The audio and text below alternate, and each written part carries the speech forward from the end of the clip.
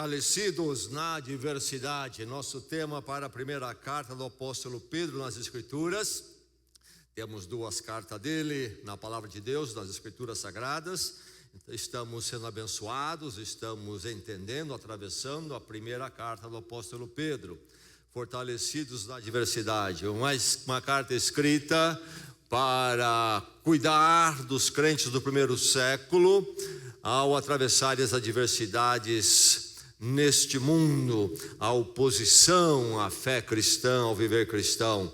E uma carta escrita para cuidar também de nós, povo de Deus, enquanto atravessamos nossas adversidades, enquanto crentes no mundo que não caminha com Deus. 1 Pedro, então, vamos ao capítulo 2, versos 11 e 12. 1 Pedro 2, 11 e 12 é o texto da palavra para a sua vida nesta noite. Antes, vamos ao verso que, de uma forma bem resumida, expressa a intenção desta carta, o tema desta carta. No capítulo 5, verso 7, 1 Pedro 5, 7 está esse versículo.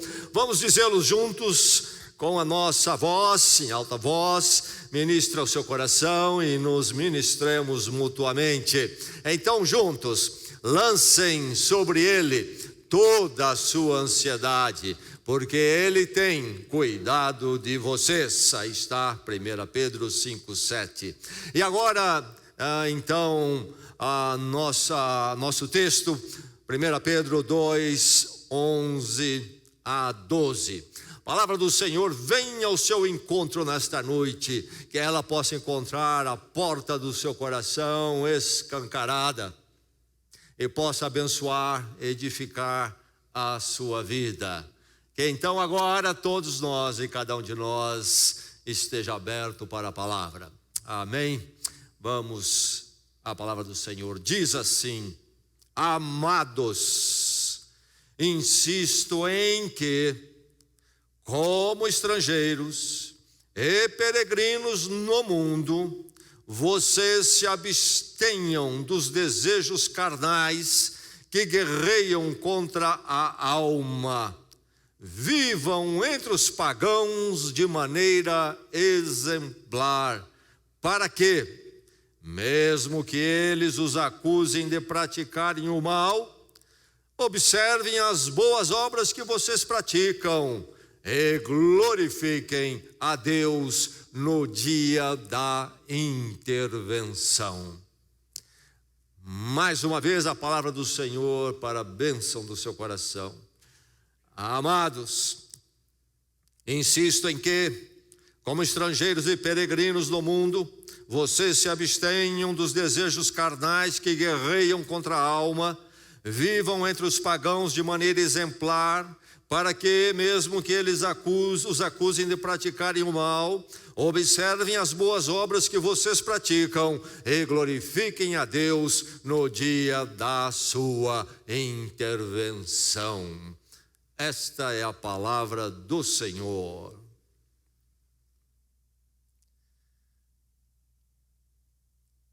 Guerra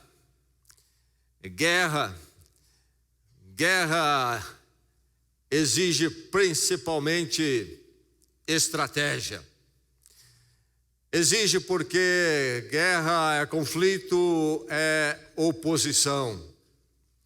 E então, na verdade, toda situação de conflito e oposição exige estratégia. Assim é no nosso dia a dia. E nós sabemos que nós vivemos com conflitos a todo momento. Conflitos na casa, no matrimônio e conflitos fora também na sociedade. Precisamos sempre de estratégia. Estratégias têm natureza diferente. Há estratégias perversas, por exemplo. Mas a estratégia para o crente, para aquele que é do Senhor Jesus Cristo, foi transformado, é uma estratégia sempre que visa redimir, resgatar. Estratégia por causa do conflito. Aqui estavam aqueles irmãos do primeiro século enfrentando grande conflito, opressão, perseguição, porque eles eram discípulos de Cristo, tinham sido alcançados pelo Evangelho. No Império Romano, a partir principalmente da posição de Nero, quando colocou fogo em Roma e acusou os cristãos de serem incendiários, quando na verdade foi ele. No Império Romano se levanta uma animosidade contra os cristãos. O apóstolo Pedro está em Roma, o incêndio foi em 64, essa carta foi escrita pouco tempo depois. E ele escreve a esses irmãos, esta carta é escrita para aqueles que estavam no norte da Ásia Menor, norte da Turquia atual. E ele escreve para encorajá-los e orientá-los no meio da diversidade que se levantou na cultura, no meio da sociedade do Império Romano. Diversos povos dominados por esse império, todos debaixo da regência do imperador romano. E em todas as partes essa animosidade aconteceu e depois há de crescer e se tornar tremenda, terrível. Mas enfim, aqui estão esses irmãos recebendo esta carta e nós também. Eles num tempo de hostilidade. A vida cristã então não era bem vista, não era aceita pela cultura, pela sociedade. E nós, você e eu, vivemos um tempo de conflito, nós que somos crentes em Cristo Jesus deste século, vivendo aqui em Bragança, certamente que sim, porque o conflito que esses irmãos viveram no passado, os recipientes desta carta, não foi um privilégio deles. Todos os cristãos, em todos os tempos, tiveram que lidar com uma oposição à sua caminhada em Cristo neste mundo. Tivemos algumas janelas em alguns lugares de um certo descanso, mas essas janelas foram muito pequenas e nós mesmos vivemos uma certa janela, mas que vai se fechando rapidamente e caminhamos num mundo que vai se tornar mais e mais anticristão. Você tem sentido isso? Você sente esse conflito, essa oposição? E a questão é então, qual é a sua estratégia? Qual a estratégia que deve estar na minha vida e na sua, na vida do discípulo de Cristo, para lidar com essa opressão, esse conflito que acontece no nosso viver, porque nós seguimos a Jesus Cristo, porque o Evangelho tomou conta da nossa vida. O apóstolo Pedro escreve esta carta para então instruir aqueles crentes e a nós também com relação a esta questão. Deixe-me dizer que a carta de 1 Pedro, esta carta não é uma carta interessante. Não é uma carta interessante para o mundo, certamente que não, mas não é uma carta interessante para a maior parte daquilo que se chama cristianismo aí fora hoje em dia. Ninguém quer saber disto. Aliás, os grandes movimentos e a maior parte das grandes igrejas, não estamos dizendo todas, mas a maior parte, se move porque faz uma adaptação de evangelho que foge deste ângulo, de que viver com Cristo nesse mundo na verdade é um grande desafio e é viver com hostilidade. Eu quero aquela mensagem motivacional, aquela mensagem que vai afagar minhas emoções, eu quero aquela mensagem do triunfalismo. Com Cristo nós vamos daqui para frente, melhor e melhor, até no materialismo e tudo mais. 1 Pedro não interessa, porque não se está sendo fiel na pregação do Evangelho no seu todo, e há uma distorção para agradar as multidões, o coração humano, nesses tempos que nós vivemos. Mas enfim, você se vê como alguém que vive um conflito com a cultura e a sociedade? Não estou dizendo que você está brigando com todo mundo em cada esquina, que você está com desavença com tudo que é vizinho, não é isto. Estou falando de um embate de valores, de visão de vida, e então até de práticas. Você sente isso? Você precisa sentir. Entenda você mesmo como um estrangeiro, um estranho. Todo crente em Cristo Jesus, discípulo de Jesus Cristo, precisa se sentir, vai ter que sentir, naturalmente vai se sentir um estranho neste mundo e vai ser visto como um estranho, um estrangeiro. Aqui diz o apóstolo Pedro: amados, eu apelo a vocês, literalmente é isso que ele diz, eu apelo a vocês como estrangeiros e peregrinos.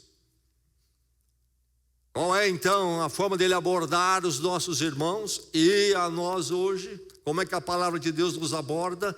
Como estrangeiros e peregrinos, não aqueles que vão ter um Cristo que vai tornar a vida aqui neste mundo um mar de rosas, que vamos ter tudo que o mundo quer ter na visão do mundo. Não, estrangeiros e peregrinos. Quem são os estrangeiros? Quem são os estrangeiros? Bem, nós sabemos, alguém que é de outro país vem morar entre nós, aqui no Brasil é um estrangeiro. E aí muitos de nós, principalmente vocês os brasileiros, um senso de humor, que muitas vezes é sarcástico, irônico, etc. E sempre descontraindo, quando nós vemos um estrangeiro com alguns hábitos e por falar o português com algumas atravessadas, achamos engraçado, fazemos as piadas. Deixe-me dizer que se tomar um avião aqui no aeroporto de Guarulhos e viajar umas 8, 9 horas, chega nos Estados Unidos, você vira um estrangeiro, você vai ser o engraçado. Você vai ser o sujeito de comportamento estranho. Estrangeiro, quem é ele? Estrangeiro tem a ver, primeiramente, com o status legal, isto é, a cidadania. Se alguém mora entre nós e ele é natural e cidadão de outro país, então ele é um estrangeiro. Se ele estiver com todas as condições legais, como um estrangeiro, um imigrante, um residente, ele vai poder fazer muitas coisas e viver a vida aqui, mas há prerrogativas que ele não terá, porque ele não tem a cidadania do Brasil. Somente quem tem. E agora vem Pedro e diz para os nossos irmãos, e diz para mim e você: vocês são estrangeiros. A cidadania de vocês é outra. Do ponto de vista espiritual, que é o que mais conta, podemos ter a cidadania do ponto de vista mundano nos países do mundo, os crentes têm essa cidadania, mas nos seus fundamentos são estrangeiros, estão pactuados acima de tudo com o que? Eles juraram a bandeira, que bandeira? A de Deus eterno em Cristo, e não a valores que são passageiros, que são momentâneos. Mas além de estrangeiros, eles são peregrinos. Peregrinos. Qual a diferença do estrangeiro para o peregrino? O peregrino é aquele que não está permanente, ele está de passagem. Esse é o peregrino. Então ele não vai se fixar aonde ele está, ele não vê o lugar onde ele está como seu destino final, e vai então a se assentar ali e vai viver a sua vida ali. O peregrino está de passagem, alguém que passa pela nossa terra por um tempo e vai embora. É uma questão geográfica aí. E aqui o apóstolo Pedro vai dizer: vocês são peregrinos. Meu irmão, minha irmã, você entende isso? Que esta terra não é o seu destino final. Este mundo do jeito que é, não é o seu destino. Você é um peregrino. Você entende isso? E que essas coisas aqui todas passam e passam rapidamente. E se não houver um destino final transcendente, glorioso, isso aqui é um nada, é um vazio, é um correr atrás do vento.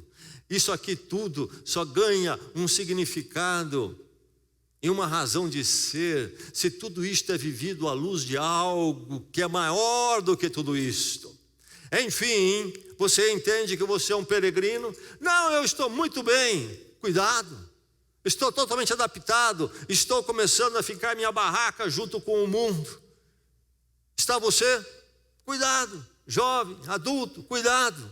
Você é um estrangeiro, você é um peregrino. Se você disser esta noite para você mesmo: não me sinto assim, você tem um grande problema.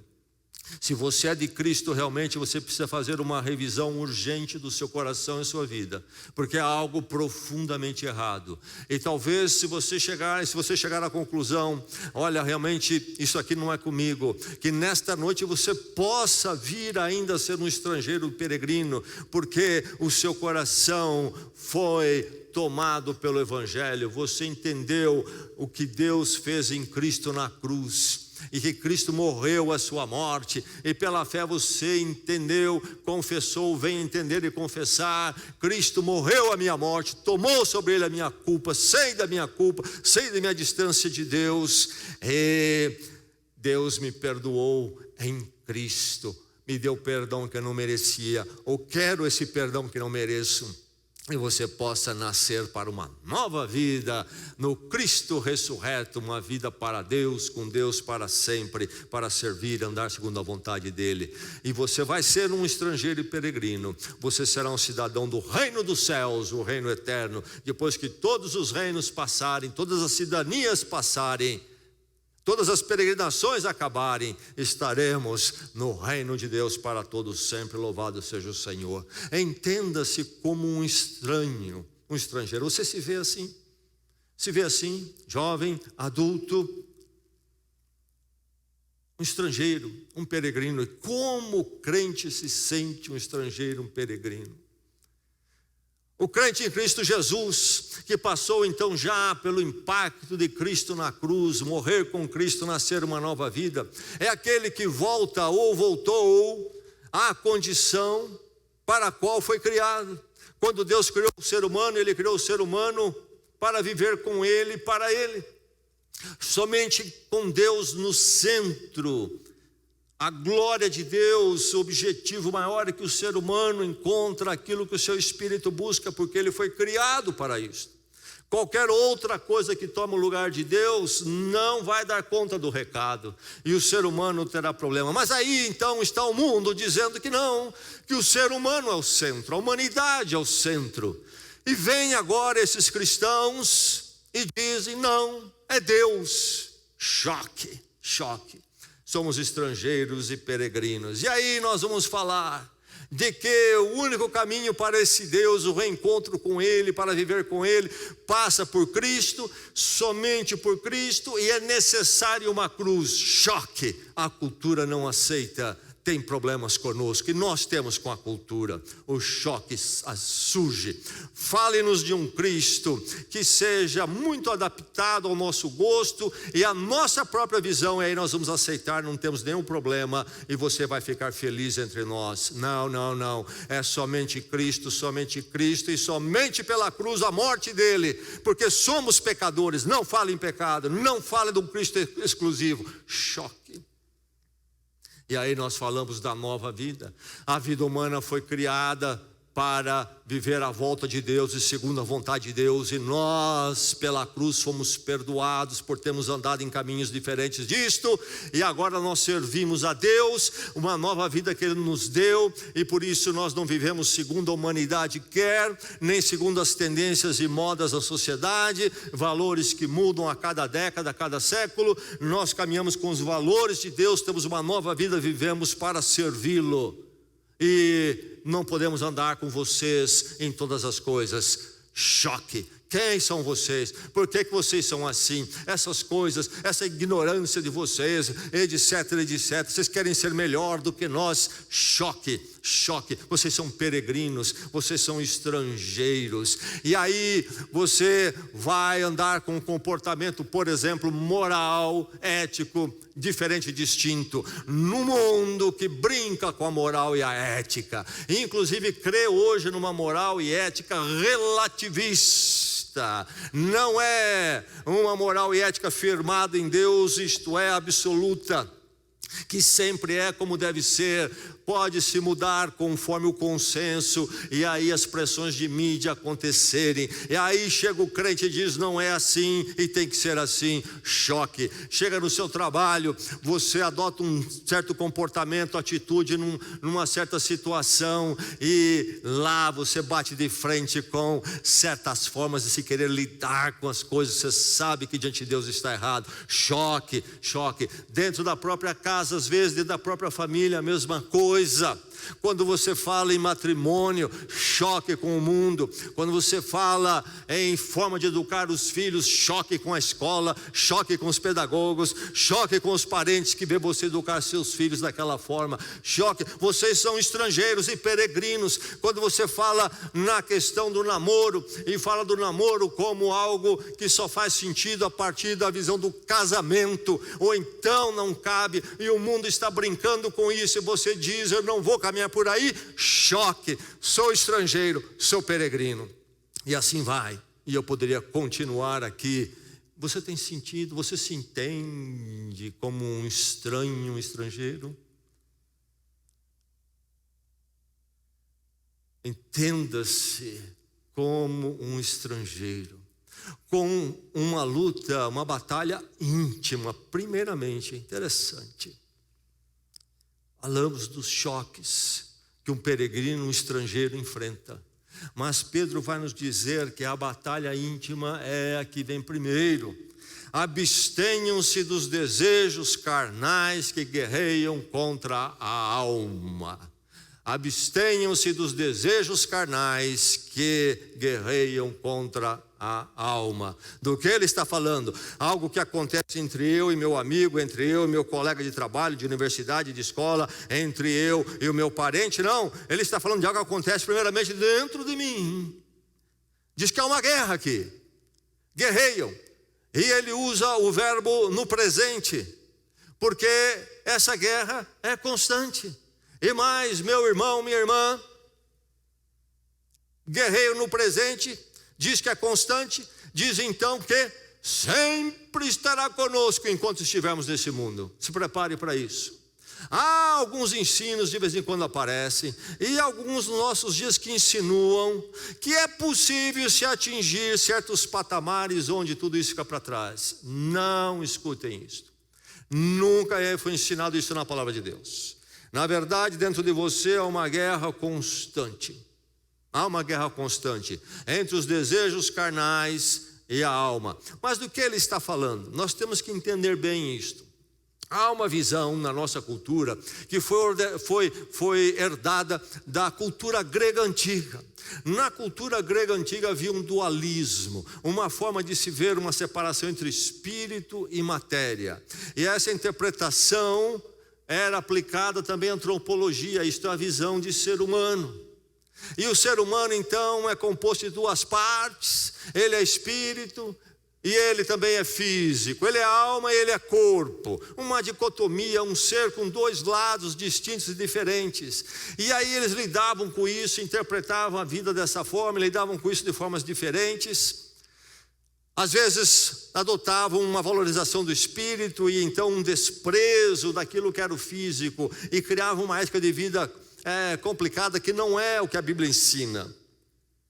Também às vezes adotavam até um absurdo de dizer o seguinte: olha, o que importa é o espírito, o físico é mau, é desprezível, o corpo é desprezível. Então o que você faz com o corpo, isso não importa, você faz ali o que quiser, e depois você procura se esmerar, desenvolver, evoluir no seu espiritual. E criavam todo esse quadro. Bem, nós temos nossa cultura, e muitos crentes pensam dessa forma. E então quando leem aqui Pedro dizendo desejos carnais, logo pensam que é uma dicotomia. O que acontece aqui no meu corpo físico, genético. Não é isso que ele está falando. A Bíblia não tem essa visão. As Escrituras nos veem de forma holística, como um todo. E quando fala de certas formas, está apenas descrevendo o todo. O que é corpo e alma aqui então? É a minha inclinação, a inclinação que é comum a todo ser humano, isto que é a carne, a inclinação de todo ser humano desde o primeiro pecado, a inclinação para correr para longe de Deus, fazer aquilo que quer e não a vontade de Deus. Essa é a carne. E quando fala do espírito, a alma, então está falando da minha luta para me submeter, servir à vontade de Deus. E aí está essa luta constante na vida do crente, inclusive. Porém, na vida do crente, A luta é constante, mas a vitória pode ser também presente, com a presença do Espírito Santo. O apóstolo Paulo fala de uma forma muito mais extensa sobre esse drama na sua carta aos Gálatas, aos crentes da Galácia, aqui nas Escrituras Sagradas. Ele fala sobre esse conflito interno entre o Espírito e a carne. E lá em Gálatas capítulo 5, ele diz o seguinte: por isso digo, vivam pelo Espírito, e de modo nenhum satisfarão os desejos da carne. Pois a carne deseja o que é contrário ao Espírito. As obras da carne, aí ele começa a descrever quais são as obras da carne: imoralidade sexual, impureza, libertinagem, idolatria, feitiçaria, ódio, discórdia, ciúmes, ira, egoísmo, dissensões, facções e inveja, embriaguez, orgias. É só isso? Não, e coisas semelhantes. Não sei se tem fim essa lista. É verdade que há muitas coisas aqui no que ele coloca que fala do uso do nosso físico, mas o físico não é mal nem bem. A questão do mal e do bem é espiritual. Nós falamos às vezes, por exemplo, que a televisão é maligna. Não é a tecnologia, não é o aparelho de televisão, é o uso que se faz dela. O mal nunca é físico, nem o bem. O corpo é neutro, o físico sempre é neutro. A questão é que nós fazemos. E aqui estão algumas coisas que exigem o meu corpo. Por exemplo, a imoralidade sexual, a embriaguez. Mas você vai ler certas coisas que o apóstolo Paulo fala aqui, como o ódio, os ciúmes e a ira, que não precisa do meu corpo para ser executado necessariamente. Então, obras da carne não se refere a esta dicotomia daquilo que é físico, daquilo que é espírito. Está falando dessas intenções que correm contrárias a Deus, à vontade de Deus, à nova vida em Cristo. Então, vocês são peregrinos e vocês são estrangeiros, entenda-se desta forma, e com uma batalha íntima. E se há um conflito na cultura da sociedade, é porque primeiro isto é algo que está dentro do ser humano. Entenda-se como estrangeiro e peregrino, entenda-se como um estranho, como uma batalha íntima e em conflito então com a cultura, porque a cultura valoriza o caminho da carne, no sentido que nós entendemos aqui hoje na palavra. A cultura valoriza o ser humano construir os seus próprios caminhos, seguir suas inclinações. A cultura não crê na proposta de vida teocêntrica, isto é, Deus no centro, a glória de Deus é que devemos servir. A cultura entende que a humanidade é dona de si mesmo e cada um na sua individualidade, na coletividade deve ser assim. Então, há de surgir um conflito com a cultura, se dentro de mim prevalece não a carne, mas aquilo que edifica a minha alma, isto é, a minha vida com Deus, servir a Deus, as minhas primeiras ideias e intenções são alinhadas com Deus, então isto vai me levar a um conflito com a cultura. E aqui esses irmãos passavam por isso. Pedro vai dizer, mesmo que eles os acusem de praticarem o mal. E essa expressão, os acusem de praticar o mal, é isto, eles falem mal de vocês como criminosos, literalmente. No original, esta é a ideia. Mesmo que os acusem de praticarem o mal, há de surgir um conflito com uma cultura que vive para a carne. Há de surgir um conflito dessa cultura com aqueles que buscam nutrir a sua alma, isto é, servir a Deus, andar com Deus a partir de um novo nascimento em Cristo. Você tem um conflito com a cultura? Você conflita com os seus colegas de escola, jovem, com a universidade, os universitários. Isso é normal para o crente, o jovem crente em Cristo Jesus. Você adulto conflita com os seus colegas de trabalho, com as muitas propostas às vezes empresariais. Você conflita muitas vezes com relacionamento com os parentes, às vezes dentro da própria casa. Jesus Cristo falou do conflito até dentro da própria casa que nasceria por causa dele. Em Mateus 10 ele diz que ele haveria de trazer espada para dentro do lar. Por quê? Porque dentro de uma casa onde todos estão inclinados para a carne, viver longe de Deus, de repente alguém é alcançado e passa agora a não viver mais para a carne, mas para no seu íntimo servir a Deus, e começa ali dentro da casa um conflito. Claro que o crente não vai buscar ali a simples desavença, mas há de surgir um conflito porque são duas visões de vida totalmente opostas. Alguns pensam que é uma médiazinha possível se fazer. É impossível fazer média. É impossível. Conflito com a cultura. Você tem amigos, amigas, você olha e você sabe que não pode caminhar com eles 100%. Não dá.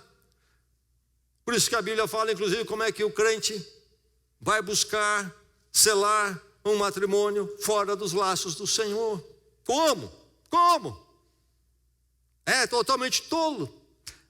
Conflito com a cultura. E aqui estão esses irmãos nossos lá no passado recebendo essa carta, vivendo o quê? O que eles viviam? Deixe-me dar uma repassada com vocês sobre a experiência dos nossos irmãos lá no primeiro século, dentro do Império Romano. Eles eram acusados, sabe o quê? Os cristãos usavam para eles o termo ateu ou ateus. Vocês são ateus. Sabe por quê? Porque os cristãos não cultuavam os muitos deuses que existiam naquela época dentro do Império Romano. Se você visita escavações de cidades do tempo do Império Romano, desse tempo, você vai encontrar nessas cidades diversos templos para diversos deuses. E os cristãos não iam a nenhum, não cultuavam nenhum. E diziam que há um Deus único e verdadeiro. Vocês são ateus, vocês não creem nos deuses.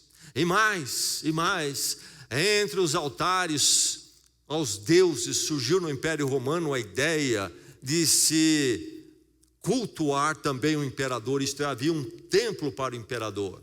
E quando eu digo cultuar, não é necessariamente fazer uma reunião como esta aqui, mas você ir ao templo e ali você fazer uma devoção pessoal sua e colocar uma oferta, uma oferenda. E havia então o templo ao imperador também. E inclusive foi uma tática para o quê? Para manter uma certa unificação no Império Romano, né? Domínio de diversos povos, manter isto integrado. Um dos esforços era o culto ao imperador. E depois, a partir de Júlio César, começa com ele, mas com o filho dele é que a coisa se agrava. O imperador é declarado Deus. E então os cristãos se recusavam a fazer a sua devoção ao César, ao imperador. E isto era um crime, isto era terrível para eles. E eles diziam: Cristo é César, Cristo é então aquele que rege. Não cultuavam. Problemas de ordem cívica, inclusive, de ordem legal, inclusive. E mais, naquele mundo de todo esse misticismo das trevas, havia toda a especulação das adivinhações. E os crentes diziam: não, só Deus sabe das coisas que haverão de vir, e a Ele cabe todo o controle. Nenhum ser humano, ninguém tem o controle disto. E os cristãos então batiam de frente com as adivinhações, trazia problema para eles, muitos problemas. Os cristãos reconheciam que todos os seres humanos são criados à imagem e semelhança de Deus. E quando um escravo se convertia, havia escravidão no Império Romano, uma forma que não é exatamente igual que tivemos aqui nas Américas, mas lá havia a escravidão e diversas abordagens, mas enfim, era escravidão, era uma coisa complicada. E o Escravo se convertia e era dito a ele que ele era livre em Cristo. Isto não era bem-vindo na sociedade. Não que os cristãos estavam ali dizendo que os escravos deveriam sair correndo da noite para o dia. Não era isso, mas dando uma dignidade a eles no meio de um sistema terrível. Dando dignidade a ele, como faz também ainda hoje a fé cristã. Isto não caía bem. Vocês estão perturbando aqui a nossa ordem socioeconômica. E mais, os cristãos não participavam dos muitos festivais libertinos. Um principal, os gregos tinham um dos deuses chamado Baco, o deus da libertinagem. Os romanos adotaram os deuses gregos, mudaram os nomes, e Baco virou Dionísio, o deus da libertinagem. E havia então os diversos festivais, um deles ao deus Dionísio. E entende-se muito que o nosso carnaval vem dessa ideia aí. Inclusive se faziam as paradas para o deus Dionísio, o deus Baco também. E nós temos o desfile até hoje. Enfim, seja qual for a origem, a verdade é que as sociedades longe de Deus, e elas estão sempre longe de Deus, sempre têm seus festivais libertinos. E agora esses cristãos não aceitavam isso, não praticavam isso e se opunham até a isso. Problema, conflito com a cultura. Imoralidade sexual. A questão da sexualidade dentro do Império Romano não tinha nada a ver com a visão bíblica, muitos problemas. Prostituição era algo legalizado. O que acontece nos nossos dias?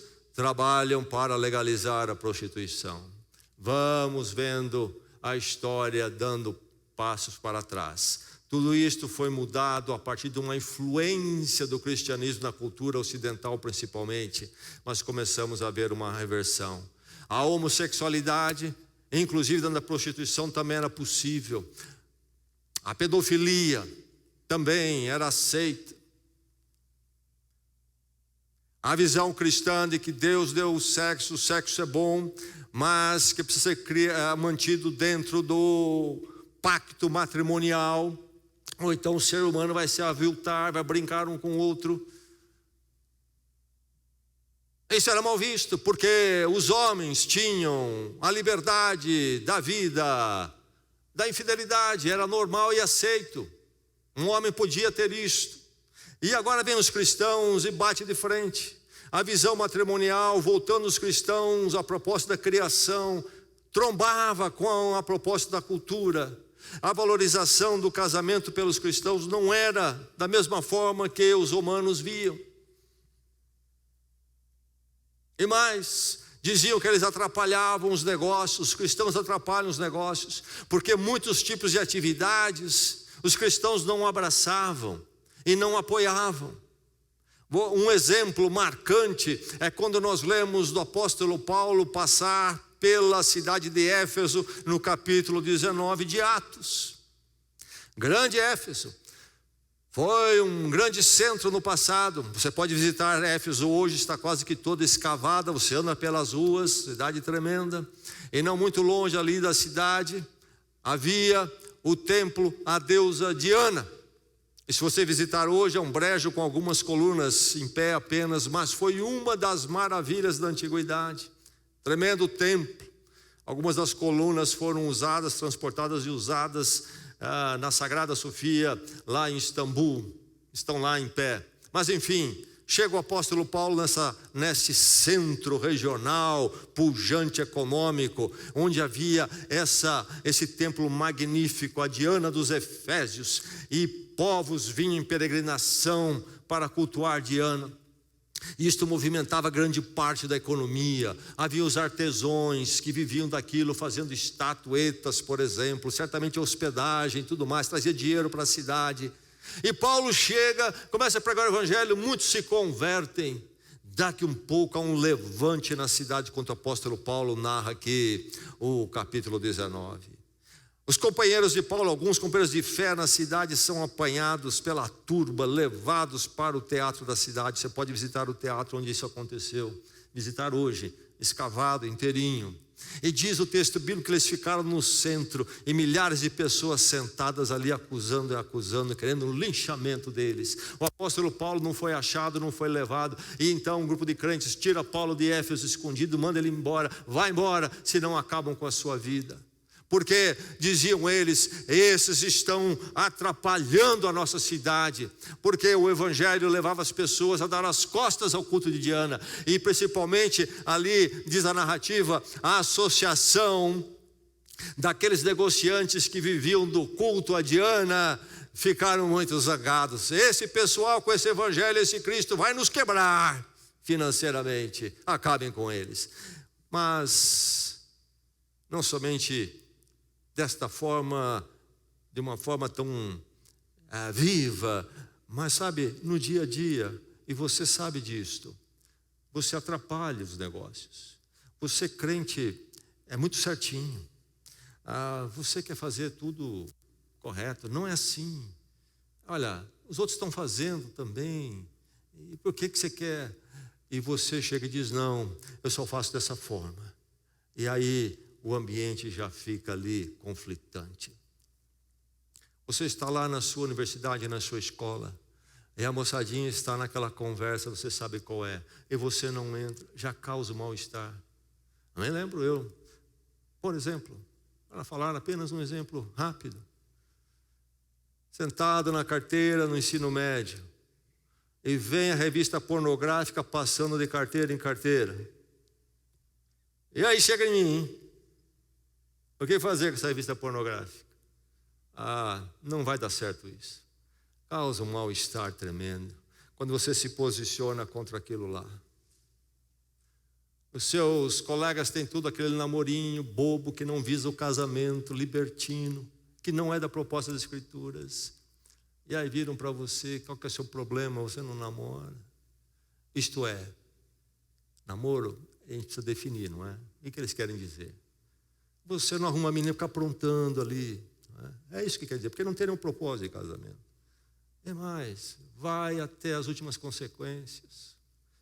Enfim, você atrapalha o ambiente escolar, atrapalha os negócios com a sua ética. Esses irmãos sofriam com isto. Eles serão acusados de perturbar as famílias.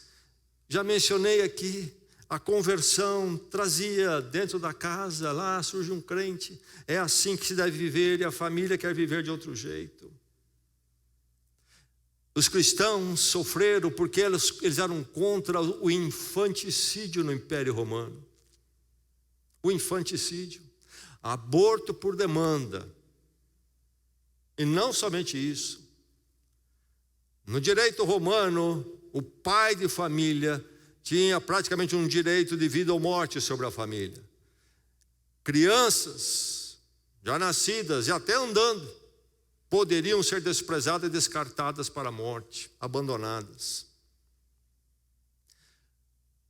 A humanidade, longe de Deus, perde a referência objetiva, inclusive de quem é o ser humano e o valor dele.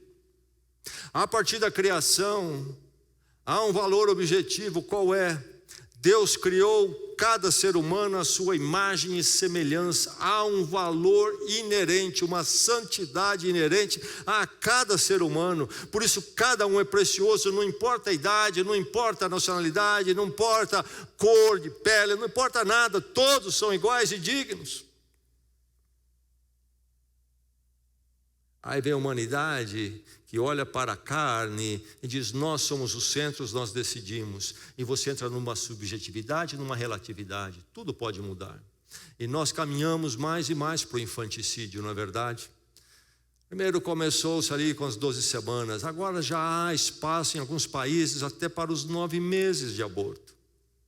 9 meses de gravidez e abortar. E há toda a argumentação e explicação. Eu não vou entrar aqui porque isso é uma outra mensagem, tomaria muito tempo. Mas a verdade, o ponto é esse, é que toda a vida humana é sagrada, é criada por Deus. Claro, preste atenção com algumas argumentaçõezinhas. Por exemplo, mas e quando a vida da mãe e da criança estiver em jogo, como é que fica? Isso é fácil de resolver. Eles não estão preocupados com isso. O que o mundo quer e aonde quer se chegar é no aborto por demanda. É inconveniente para mim, eu descarto. É isso que se quer. Por quê? Porque não há valor inerente no ser humano. O valor que a humanidade dá, a humanidade pode mudar conforme a sua conveniência e cada coisa. Por isso que é preciso os crentes prestarem muita atenção nos nossos dias. Nós não podemos votar, por exemplo, em políticos que são a favor do aborto, porque se trata de um fundamento da vida. Podemos discutir algumas políticas econômicas, etc., mais para cá, mais para lá, mas o aborto é mexer com aquilo que é basilar. Quem é o ser humano criado por Deus? Porque sem ele não há economia, não há mais nada. Não há vida. É ele. Mas quer dizer que então todo político, por exemplo, o candidato político que é contra o aborto, é bom? Também não estamos dizendo isso. É uma luta essa questão de você chegar em oração e definir o que você vai fazer com o seu voto. Mas esse fato é indiscutível, essa questão é indiscutível.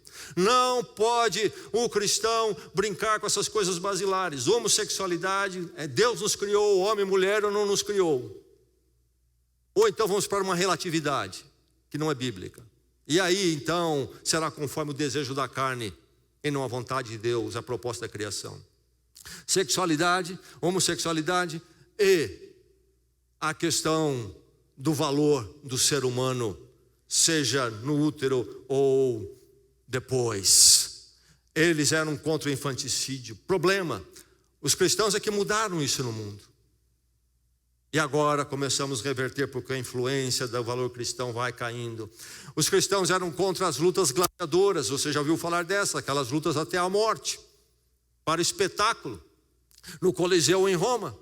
Essas lutas eram oferecidas durante a hora do almoço. Chegou a hora do almoço, o que vamos fazer? Bom, para relaxar um pouquinho, vamos ao Coliseu, ver um matar o outro. E depois vamos trabalhar, à tarde.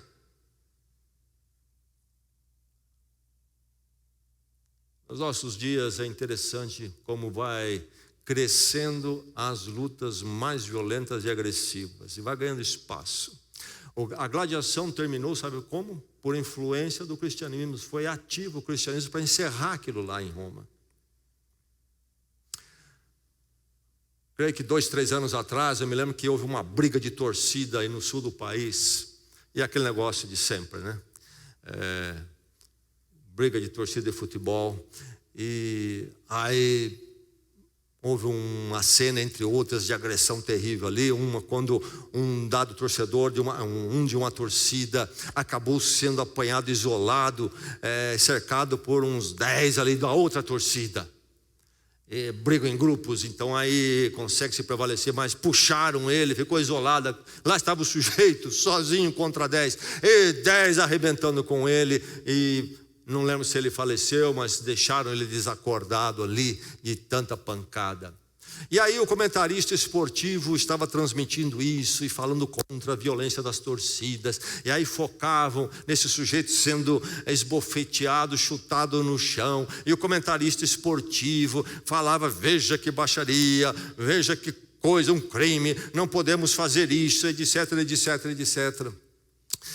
Passado pouquíssimo tempo, esse mesmo comentarista estava comentando a transmissão de uma luta tipo MMA. E lá estava um sujeito deitado no tablado, outro socando, e já havia poça de sangue no tablado. O que o comentarista dizia? Esse camarada é bom. Veja só que lutador esmerado esse. Aplaudiu o camarada do começo ao fim, porque arrancou sangue do outro. Sem Deus, o ser humano é um tolo. Ele não percebe a tolice de visão de vida. E aí podemos buscar a opção de explicaçõezinhas. Mas lá foi briga, aqui eles fazem porque eles querem. O ser humano. Quem é o ser humano? Isso é que definir o que vai acontecer ou não vai acontecer. Enfim, a gladiação. E por último, só para dar uma ideia para vocês das oposições que eles enfrentavam, os cristãos eram acusados de canibalismo. Sabe por quê? Porque eles celebravam a ceia do Senhor. E aí havia aquelas reuniões íntimas da igreja, onde celebravam a ceia do Senhor, a mesa do Senhor, e tomavam o cálice, por exemplo, e diziam: Jesus falou, este é meu sangue. E eles bebiam. Esse pessoal deve ser canibal. Talvez para simples calúnia, ou talvez realmente a diferente posição, mas falavam isto. Enfim. Entenda-se como um estranho. Você é peregrino, você é forasteiro. Não pense que você vai se sentir bem aqui. Você vai se sentir um pouco fora da bolha. E que é uma batalha íntima. E se nessa batalha íntima você realmente for crente em Cristo Jesus de verdade, você vai nutrir a sua alma, o seu caminho para servir a Deus, você vai ter conflito com a cultura, mas sempre atento à grande intervenção. Ele diz, lembre-se do dia da intervenção. Literalmente, o dia da visitação, diz o texto original. O dia da visitação. O que é o dia da visitação? Ou da intervenção?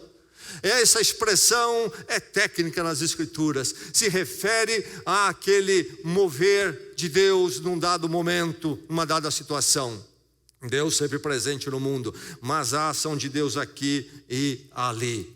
E isto era chamado ao dia ou a hora da visitação. Deus nos visitou. Você percebeu, foi percebida a ação de Deus ali em particular.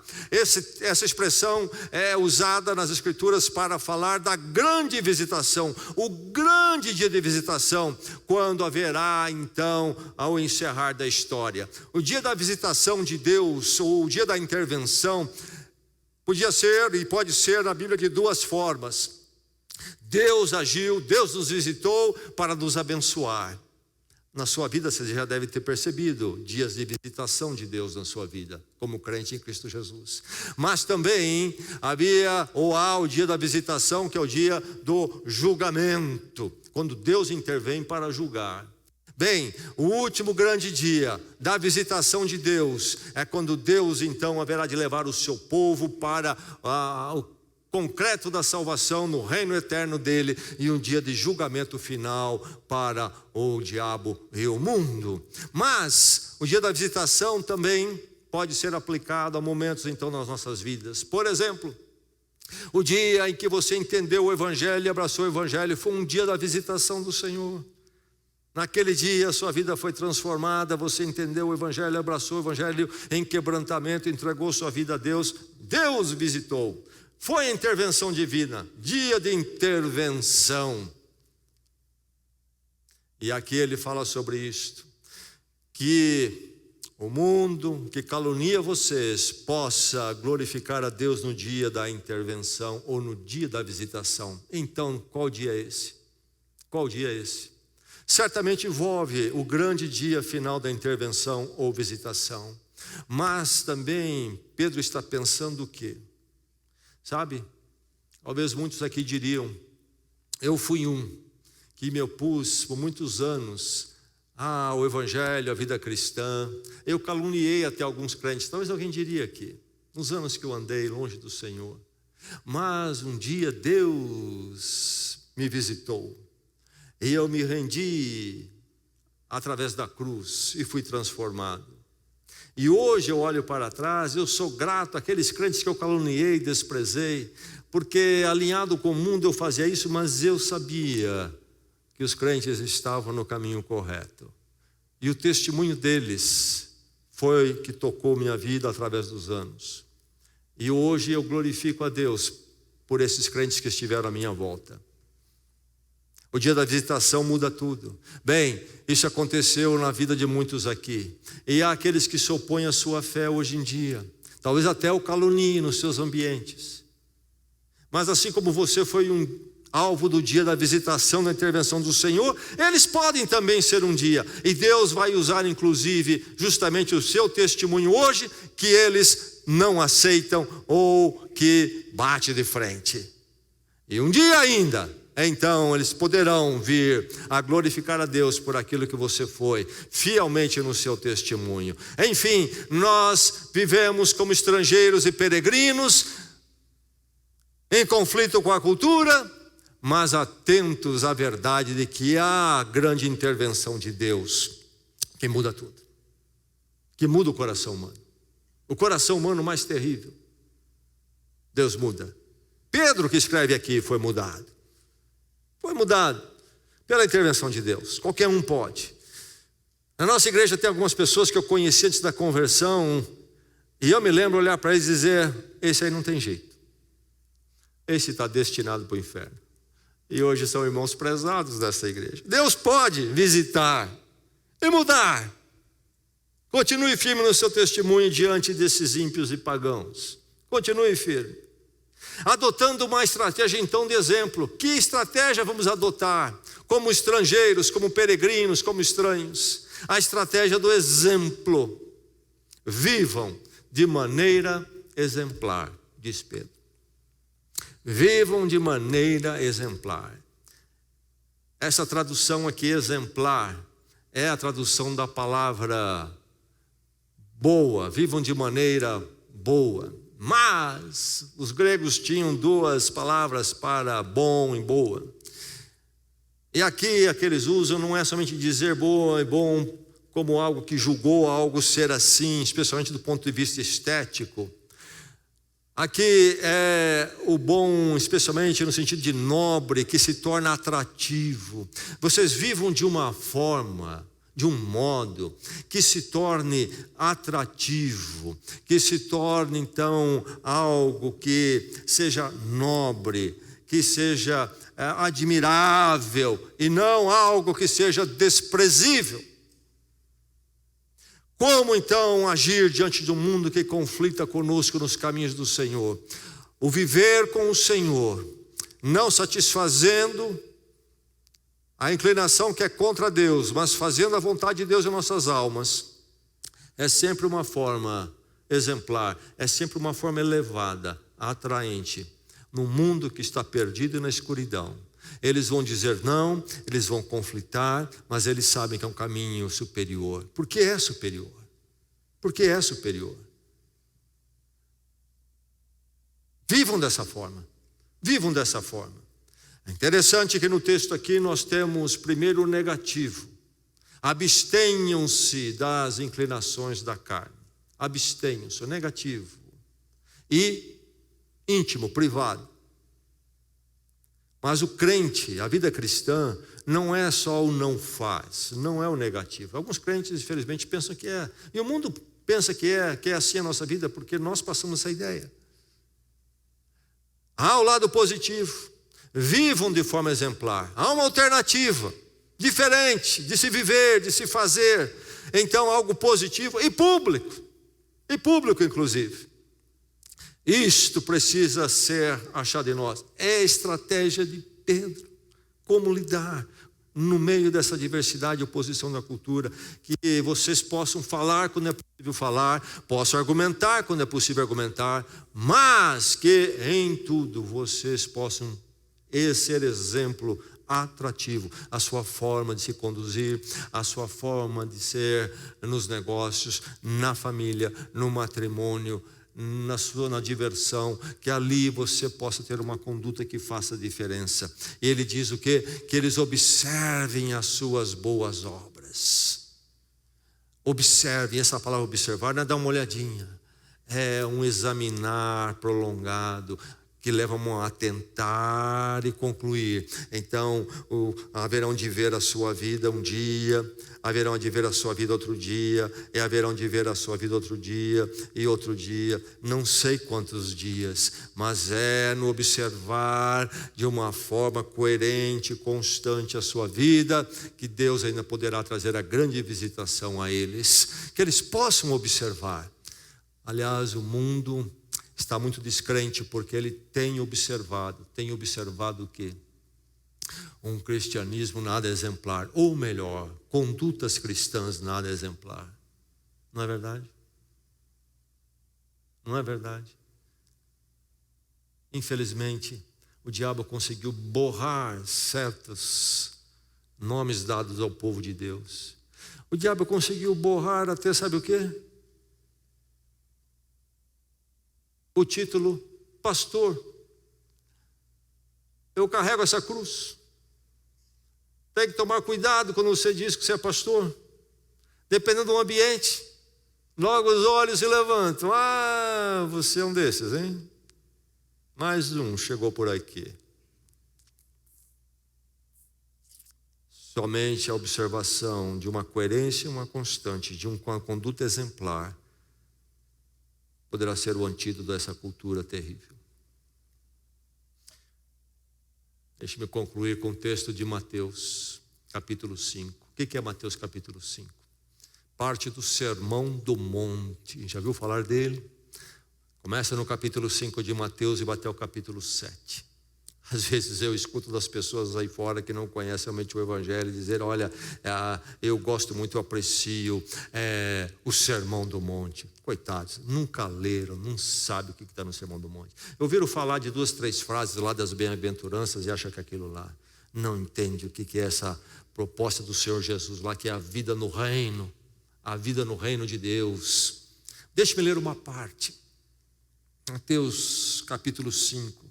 Jesus diz: bem-aventurados serão vocês quando, por minha causa, os insultarem, os perseguirem e levantarem todo tipo de calúnia contra vocês. Alegrem-se e regozijem-se, porque grande é a sua recompensa nos céus, pois da mesma forma perseguiram os profetas que viveram antes de vocês. Vocês são o sal da terra, mas se o sal perder o seu sabor, como restaurá-lo? Não servirá para nada, exceto para ser jogado fora e pisado pelos homens. Vocês são a luz do mundo. Não se pode esconder uma cidade construída sobre um monte.